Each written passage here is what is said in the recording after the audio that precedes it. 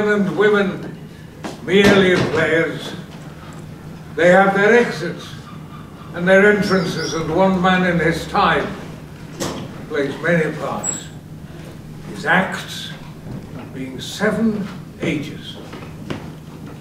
At first, the infant mewling and puking in the nurse's arms, and then the whining schoolboy with his satchel and shining morning face, creeping like snail unwillingly to school. And then the lover, sighing like furnace with a woeful ballad made to his mistress' eyebrow. And then a soldier, full of strange oaths and bearded like the pard, jealous in honour, sudden and quick in quarrel, seeking to bubble reputation, even in the cannon's mouth.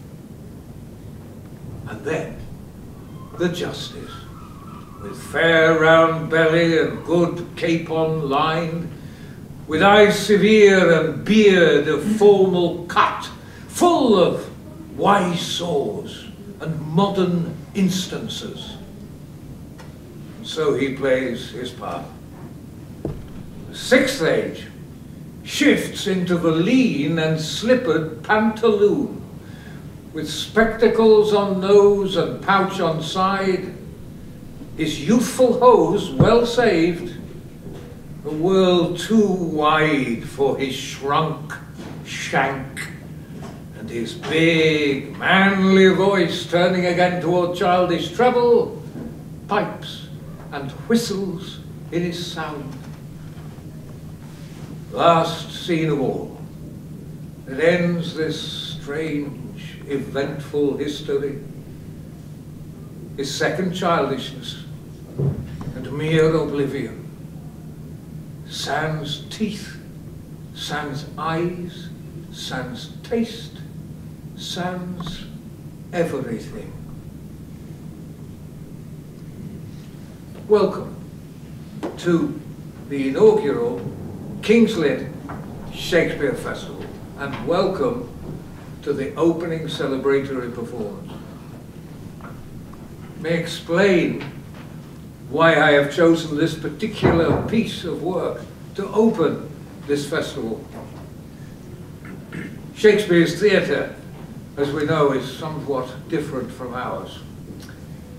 Any of you who've been to Shakespeare's Globe in London or know anything at all about Shakespeare's theatre know that it was, to coin a more modern phrase, bare boards and a passion. Actors speaking the most beautiful words ever thought up by any human being. When I was at the Royal Shakespeare Company, which I was fortunate enough to do over a period of 10 years, the director at one time was Terry Hunt, and Terry was asked what the style of the RSC was, and he said, actors in light speaking Shakespeare. The end. Now it's quite unusual to find that nowadays, and I won't be too rude, but I spend my life trying to avoid productions where I know I'm going to have to face what the director thinks the play is about, his reaction to it, and that somehow Shakespeare needs some help along the way to get it across. He does not. It is the word. I ran an acting workshop this morning, and I will share what I said to those good people then. I take my text, if you like, sorry, I don't want to be irreligious, but from the opening of St. John's Gospel, in the beginning was the Word, and that is the beginning and the end of Shakespeare. It is not naturalistic behaviour, it is not the man in the pub, it is not us trying to sort of look like, well, we're ordinary human beings, really. No, we have to speak this very strange thing called verse. A wonderful scholar called Raymond Williams once said, in Shakespeare, the challenge for the actor is not the representation of naturalistic behavior, but the speaking of dramatic poetry. That's it. Tyrone Guthrie described Shakespeare's characters as gods in human form. They walk like us, they breathe like us, they do many things like us, but those words, they're gods. And it is our duty, our responsibility as Shakespearean performers to actually honour those words. If we sell those words short, we are nowhere. We can all go home. Now I am speaking tonight the words, I hope, that were shared in 1592, possibly by William Shakespeare himself in this very space. And I would like to see if I can, if it's possible, do some kind of justice to some of those words. I chose this piece because it is all words. It is all selection of readings by Sir John Gielgud and by a gentleman called George Rylance, who was one of the great scholars at Cambridge University in the 40s and 50s, who taught Peter Hall, he taught Trevor Nunn, he taught John Barton, so it's not bad. He compiled it with Gielgud. John Gielgud was a god. I had the great good fortune to work with him just once, and that was in a radio version of Hamlet that Ken Branagh starred in and directed, and Sir John Gielgud played the ghost. I played Marcellus, way down the pecking order. But in that cast, it reminded me of Groucho Marx, who said, I don't want to be a member of a club that would have me as a member. Next to me was Derek Jacobi, who happened to be working with, strangely at the time, Judi Dench, Richard Bryars, Sir Michael Hordern, who normally I would have died to be in the same space with, but it was, yeah, whatever, Michael, there's John Gielgud over there. Michael Elphick, Emma Thompson, Sophie Thompson, Ken Branagh himself, and there was Sir John, giving the most glorious rendition of the ghost from Hamlet. And there was a man who loved the language, and I want to pay a tribute to him as well as to Will by trying to do some kind of justice to those words tonight. Now, moving on from that rather depressing tale of the ages of man, I'd like to do two sonnets for you next, where Shakespeare tries to envisage that it isn't the darkest of endings, sans teeth, sans eyes, sans taste, but there are eternal qualities in our lives, beauty, truth, and those can be passed on through procreation, particularly he talks about in the sonnets. And these two sonnets, it's number 2 and number 12, if that means anything to you. I personally couldn't tell you what the numbers of any of them are. But these two are about beauty, what happens, and the possibility that even though it fades, it might be able to go on through someone else. When 40 winters shall besiege thy brow, and dig deep trenches in thy beauty's field, thy youth's proud livery, now gazed on so, will be a tattered weed of small worth held. Then being asked where all thy beauty lies, where all the treasures of thy lusty youth, to say, within thine own deep sunken eyes were an all-eating shame and thriftless praise. How much more praise deserved thy beauty's use, if thou couldst answer, this fair child of mine shall sum my count and make my old excuse, proving his beauty by succession thine. This were to be made anew when thou art old, and see thy blood warm when thou feelst it cold. When I do count the clock that tells the time, and see the bright day sunk in hideous night, when I behold the violet past prime, and sable curls all silvered o'er with white. When lofty trees I see, barren of leaves that erst from heat did canopy the herd. When summer's green is girded up in sheaths and borne on the bier with white and bristly beard, then of thy beauty do I question make, that thou amongst the waste of times must go. For sweets and beauties to themselves forsake, and die as fast as they see others grow. And nothing gainst time's scythe can make defense, save breed to brave him when he takes thee hence. Now, Shakespeare is going to take us into a world away from one where it is free from age altogether. The natural world, the magical world, the world of A Midsummer Night's Dream. And this is Oberon, King of the Fairies.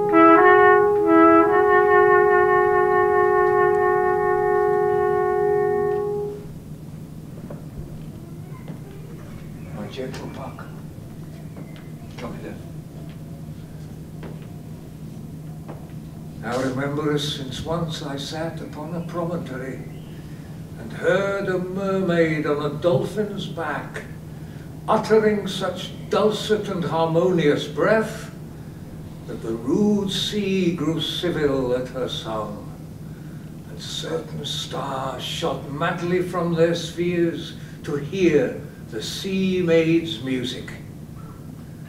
That very time I saw, though thou couldst not, between the cold moon and the earth, Cupid, all armed. A certain aim he took at a fair vestal throned by the west, and loosed his love shafts smartly from his bow, as it should pierce 100,000 hearts. But I might see the fiery bolts of Cupid, where they lay, burst in the chaste beams of the watery moon, and the imperial votaress pass on, in maiden meditation, fancy-free. Yet marked I where the bolt of Cupid fell. It fell upon a little western flower, before milk white, now purple with love's moon, and maidens call it love in idleness. Fetch me that flower, the herb I showed thee once. The juice of it on sleeping eyelids laid will make all man or woman madly dote upon the next live creature that it sees. Fetch me this herb, and be thou here again, ere the Leviathan can swim a league. Having once this juice, I'll watch Titania when she is asleep, and drop the liquor of it in her eyes. The next thing then she waking sees, be it on lion, bear, or wolf, or bull, on meddling monkey, or on busy ape, she shall pursue it with the soul of love.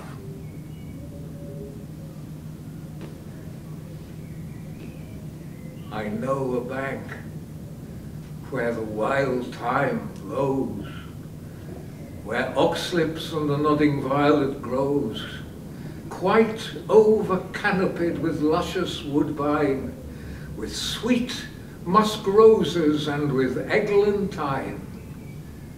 There sleeps Titania sometime of the night, lulled in these flowers with dances and delight. And there the snake throws her enamelled skin, weed wide enough to wrap a fairy in. And with the juice of this, I'll streak her eyes and make her full of hateful fantasies.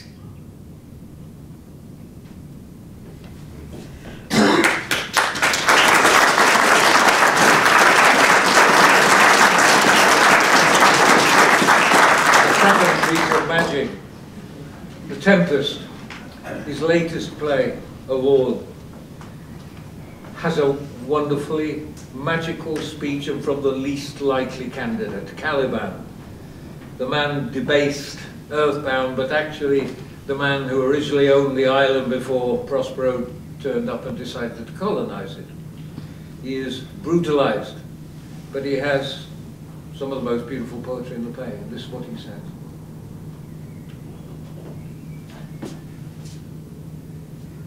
The isle is full of noises, be not afeard, sounds and strange airs that give delight, and hurt not.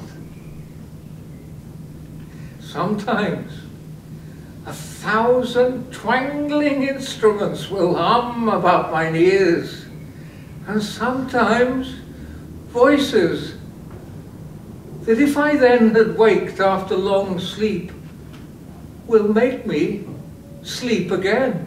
And in dreaming, the clouds methought would ope and drop their riches on me. But when I waked, I cried to dream again. And now, another not quite magical figure, Mercutio in Romeo and Juliet, thank you very much, who takes off on the most magical of fantasies. On the way, the swaggering daredevil, and he chased Romeo, and they're on the way to the Capulet's ball.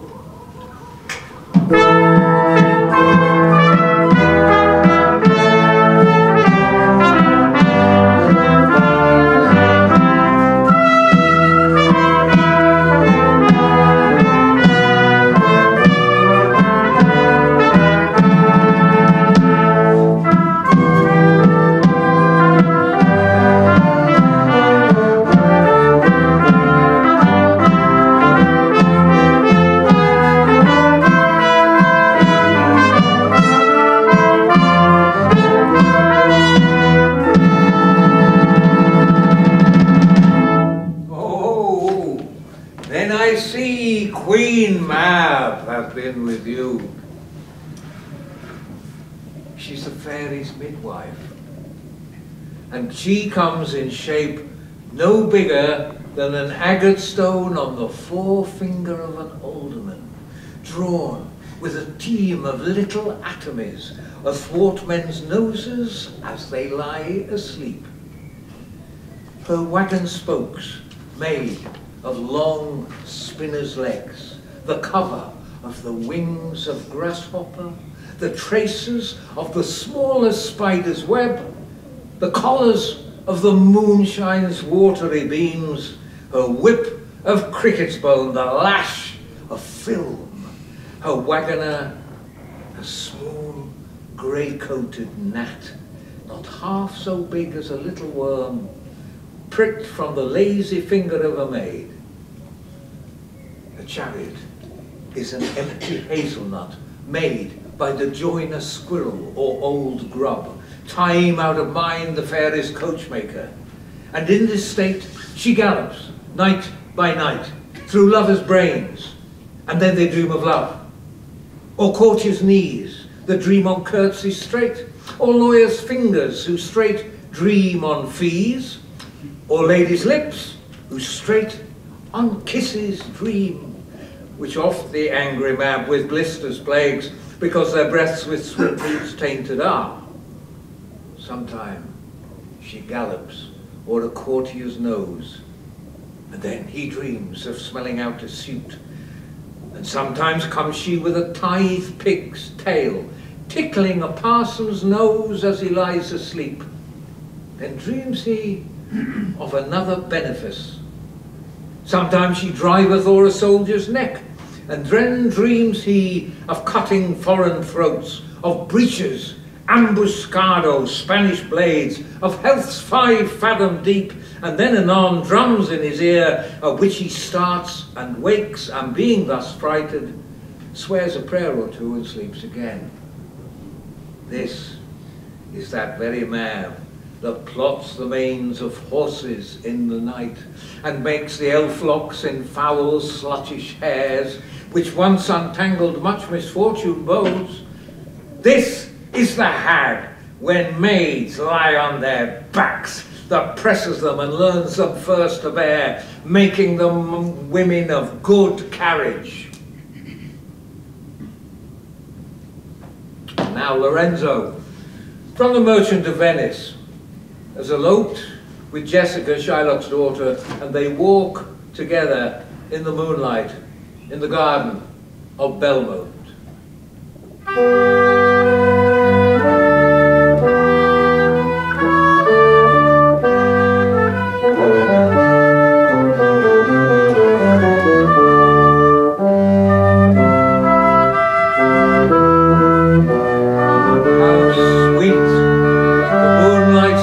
Upon this bank, here will we sit, and let the sounds of music creep in our ears. Soft stillness, and the night become the touches of sweet harmony. Sit, Jessica, look, how the floor of heaven is thick inlaid with patterns of bright gold. There's not the smallest orb which thou beholdest, but in his motion like an angel sings, still quiring to the young-eyed cherubims.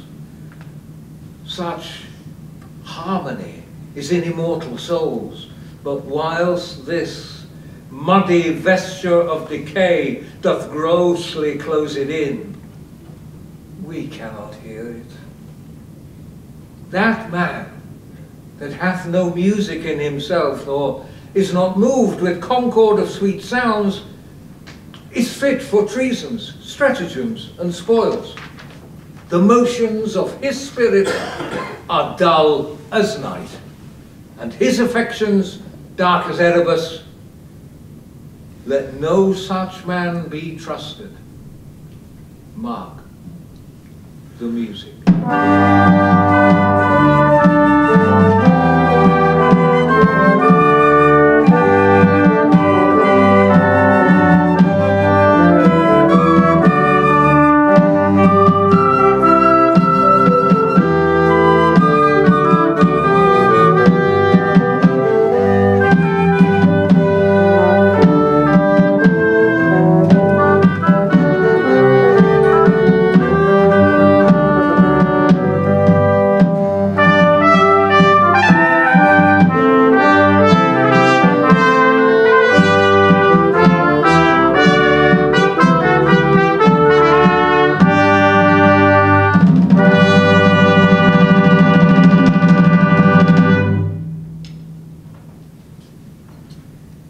In a very different mood, Benedict, from Much Ado About Nothing, the confirmed bachelor, muses on the sudden passion of his young friend Claudio, who appears to have fallen violently in love.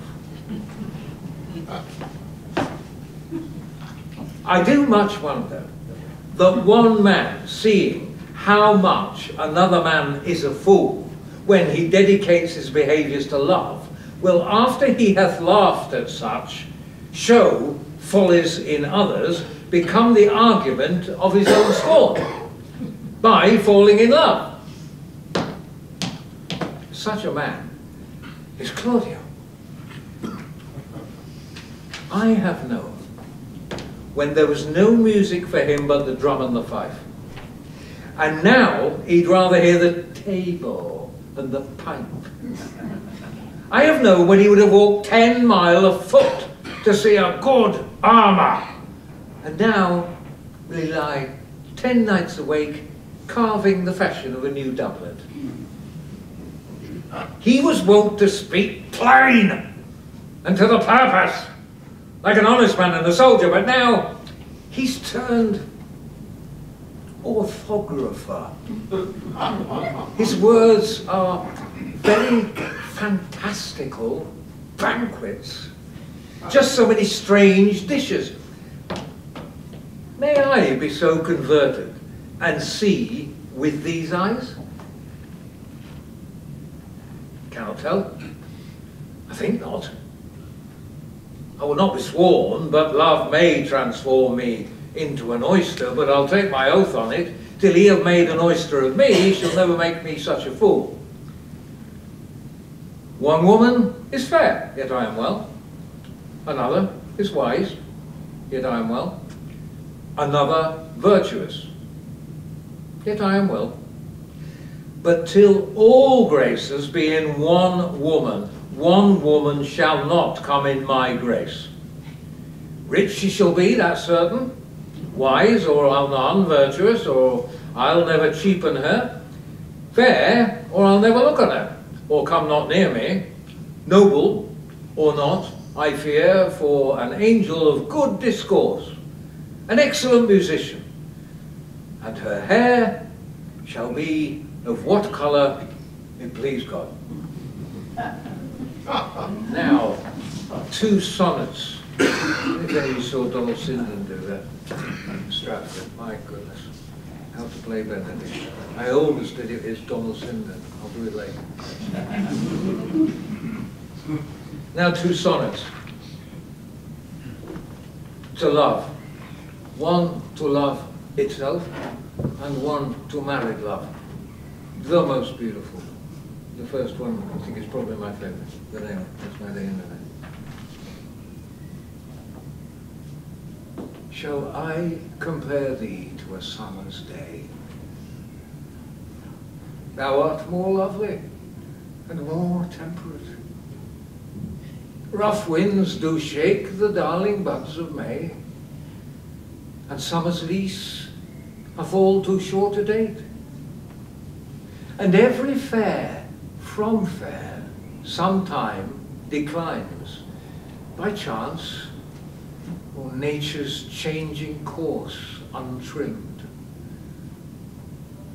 But thy eternal beauty shall not fade, nor lose possession of that fair thou owest, nor shall death brag thou wanderest in his shade, when in eternal lines to time thou growest. So long as men can breathe or eyes can see, so long lives this, and this gives life to thee.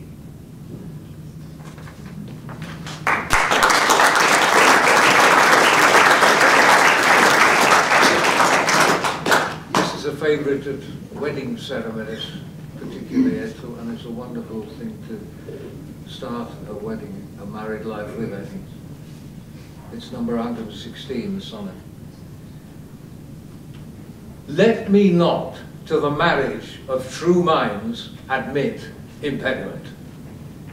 Love is not love which alters when it alteration finds, or bends with the remover to remove. Oh no. It is an ever fixed mark that looks on tempests and is never shaken. It is the star to every wandering bark, whose worth's unknown, although his height be taken. Love's not time's fool, though rosy lips and cheeks within his bending sickle's compass come, Love alters not with his brief hours and weeks, but bears it out even to the edge of doom. If this be error, and upon me proved, I never writ, nor no man ever loved.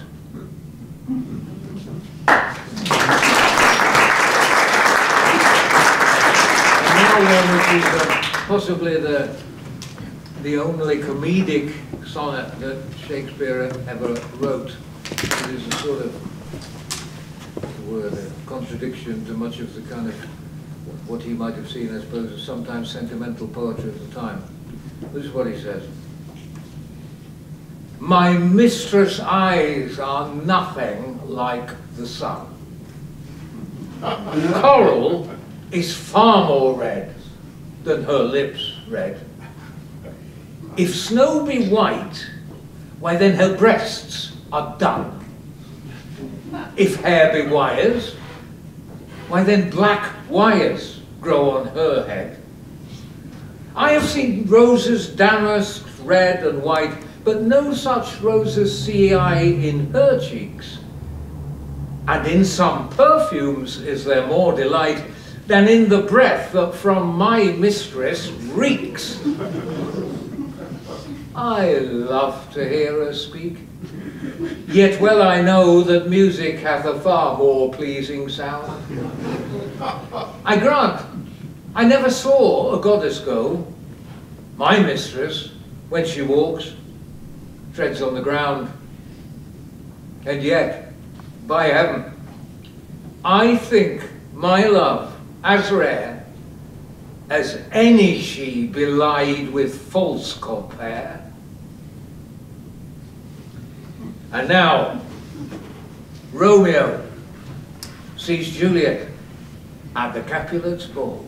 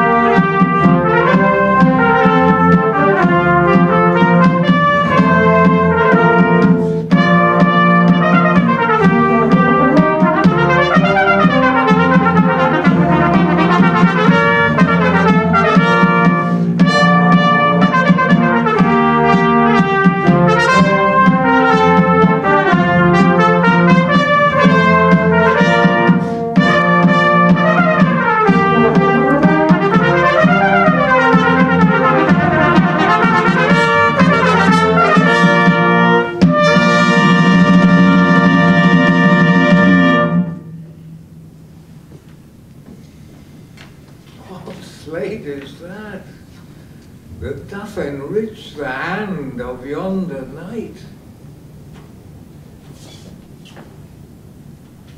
Oh, she doth teach the torches to burn bright. It seems she hangs upon the cheek of night like a rich jewel in an Ethiop's ear. Beauty too rich for use for earth, too dear. So shows a snowy dove trooping with crows, as yonder lady o'er her fellow shows. The measure done, I'll watch her place of stand, and touching hers, make blessed my rude hand. Did my heart love till now, oh, forswear its sight. I ne'er saw true beauty till this night.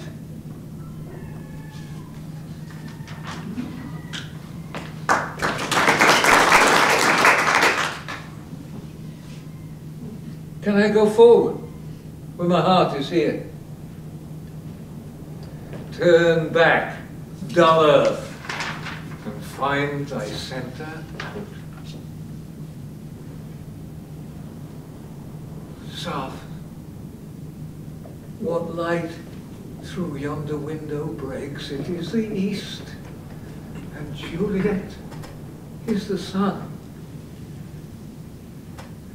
Arise, fair sun, and kill the envious moon, who is already sick and pale with grief, that thou, her maid, art far more fair than she. Be not her maid, since she's envious. Her vestal livery is but sick and green, and none but fools do wear it. Cast it off. Oh, it is my lady. It is my love. Oh, that she knew she were. She speaks, yet she says nothing. What of that? Her eye discourses. I will answer it.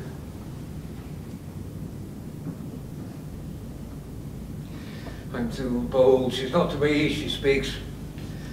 Two of the fairest stars in all the heaven, having some business to entreat her eyes, to twinkle in their spheres till they return. What if her eyes were there, they in her head? The brightness of her cheek would shame those stars as daylight doth a lamp. Her eye in heaven would through the airy region stream so bright, the birds would sing and think it were not night. See how she leans, her hand upon her cheek. Oh, that I were a glove upon that hand, that I might touch that cheek. She speaks.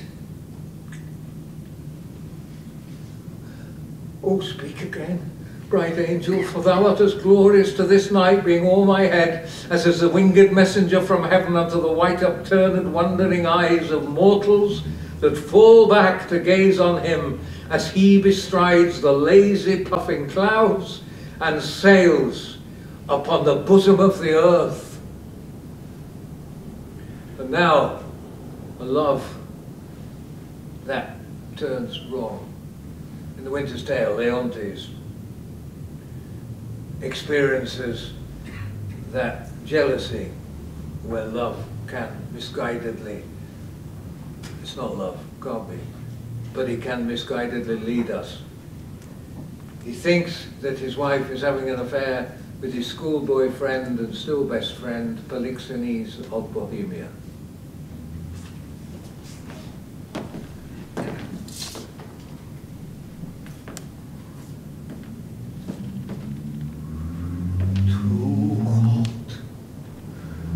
Too hot to mingle friendships far is mingling bloods. I have tremor cordis on me. My heart dances, but not for joy, not joy. This entertainment may a free face put on, beget a liberty from bountiness, from heartiness, fertile bosom, and well become the agent, it may, I grant. But to be paddling palms and pinching fingers, as now they are, and making practice smiles, as in a looking glass, and then to sigh, as 'twere the more to the dear, oh, that is entertainment. My bosom likes not, nor my brows.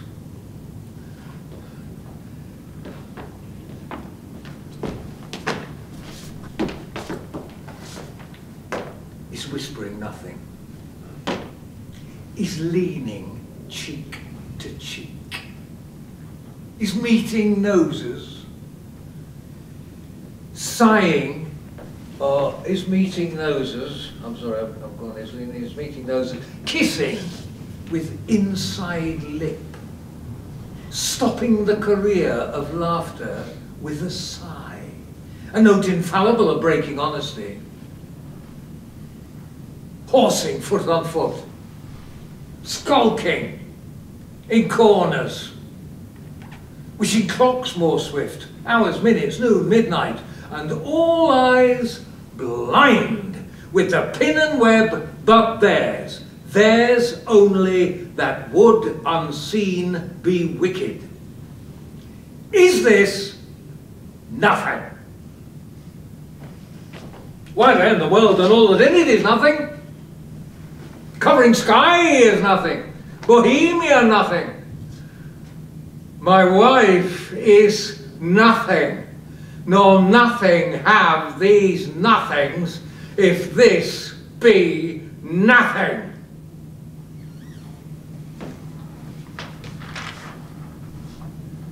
And now, Shakespeare's sonnet about the indulgences that can take part while in love can take place. Sonnet 129. I remember doing this once with John Martin. Oh, that was a lesson. The expensive spirit in a waste of time, the expensive spirit in a waste of shame, is lust in action. Until action, lust is perjured, murderous, bloody, full of blame, savage, extreme, rude, cruel, not to trust, enjoyed no sooner, but despised straight. Past reason hunted, and no sooner had, past reason hated, as a swallowed bait on purpose laid to make the taker mad. Mad in pursuit, and in possession so. Had, having, and in quest to have, extreme. A bliss in proof, and proved a very woe. Before a joy proposed, behind a dream.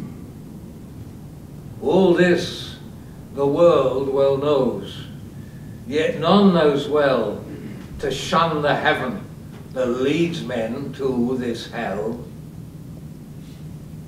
Another character, this time from Measure for Measure, Angelo, the Puritan, having been left in charge while the Duke goes on a sabbatical, is confronted by the nun, Isabella, who comes before him to plead for the life of her brother, who is about to die for committing fornication in this brave new world that Angelo has created.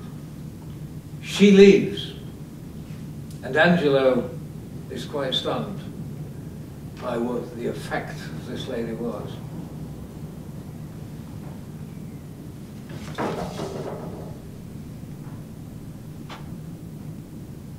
What's this? What's this? Is this her fault or mine? The tempter or the tempted? Who sins most? Huh? Not she, nor doth she tempt, but it is I. But lying by the violet in the sun, do as the carrion does, not as the flower, corrupt with virtuous season. Can it be that modesty may more betray our sense than woman's likeness? Having waste ground enough, shall we desire to raise the sanctuary and pitch our evils there? Oh, fie, fie, fie. What dost thou? And what art thou, Angelo? Dost thou desire her foully for those things that make her good? Oh, let a brother live. Thieves for their robbery have authority when judges steal themselves. What? Do I love her? That I desire to hear her speak again and feast upon her eyes?